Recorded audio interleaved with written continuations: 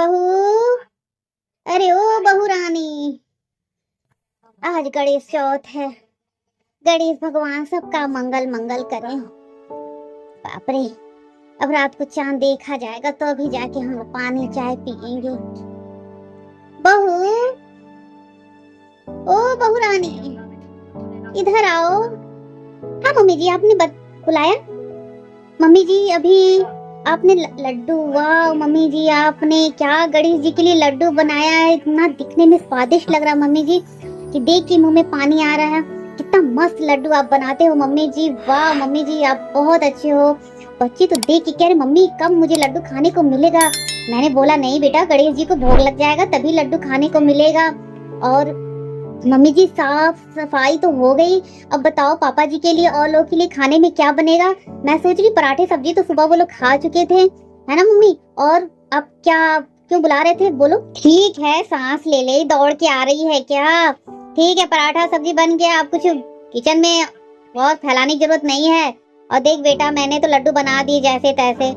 और ऐसा है, अब तू अपने हाथों से देसी घी में हलवा बना दे गणेश जी के लिए। गणेश जी तेरे हाथ का प्रसाद बहुत पसंद करते हैं। कितना स्वादिष्ट मेरी बहू हलवा बनाती है।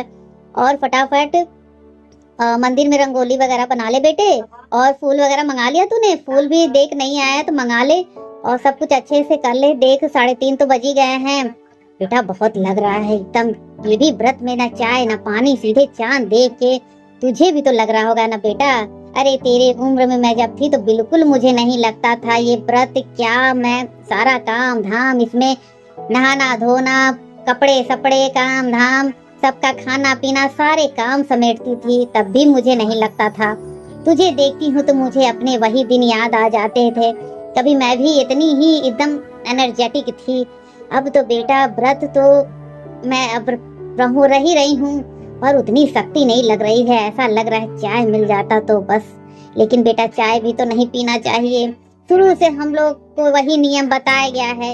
इस व्रत में बड़ा नियम होता है, बिना चाय निर्जला एक तरह से समझो। वही चांद देखेंगे बेटा, वही पानी पिएंगे, चाय पिएंगे। अब क्या करें, अब कुछ घंटा और इंतजार करते। चाय फटाफट किचन में तू हलवा बना लेना, और किचन उचन ऐसे फैलाना मत।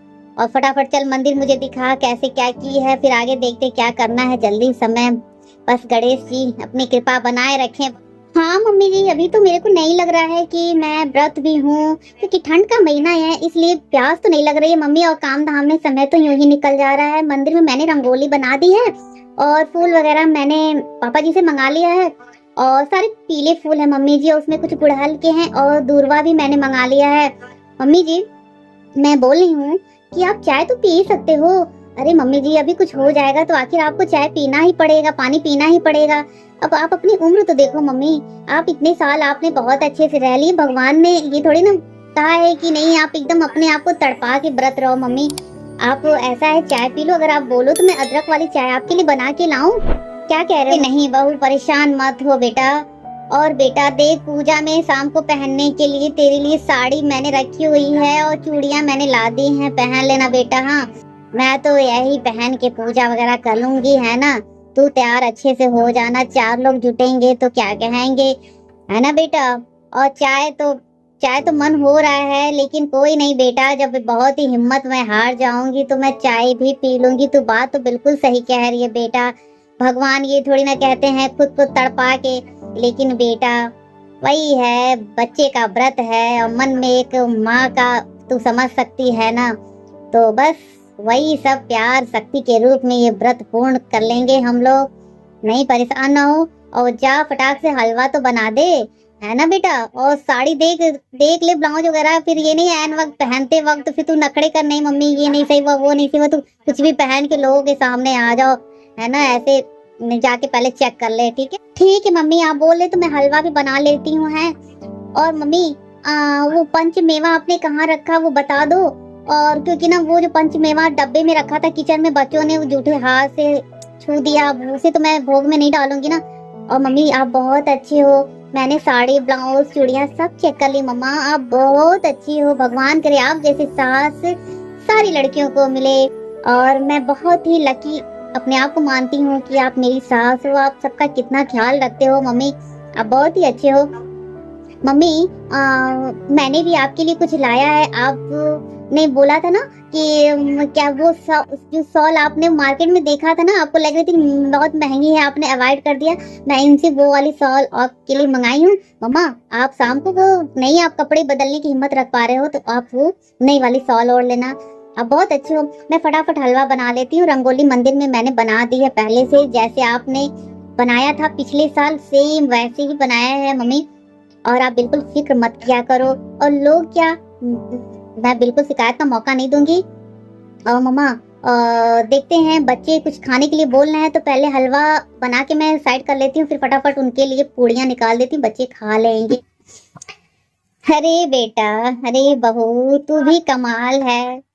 अब मेरी तारीफ करती रहेगी, तू अपने गुणों को नहीं देख रही है। हाँ तू भी तो अच्छी है। मैंने इतने साल इतनी जली कटी इधर उधर तेरे घर वालों को, तुझे ऐसा वैसा बोला, तूने कभी पलट के जवाब नहीं दिया बेटा। वही सब मैं कभी कहा सोचती हूँ कि मतलब औरों की बहुएं तो एकदम सीधा मुंह पे उल्टा जवाब देती हैं। जब मैं तुझे सोचती हूँ तो मुझे लगता है बेटा मैं कितनी भाग्यशाली हूँ कि तेरे जैसे संस्कारी बहू मुझे मिली। तेरे माँ बाप ने बहुत अच्छे संस्कार तुझे दिए हैं। मतलब तू बहुत शांति से सारे काम कर लेती है, मुस्कुराती रहती है बेटा। तेरे मुस्कुराने से तो मेरे सारे घर में रौनक रहती है बेटा। तू ऐसे ही बेटा हमेशा खुश रहे, मुस्कुराती रहे।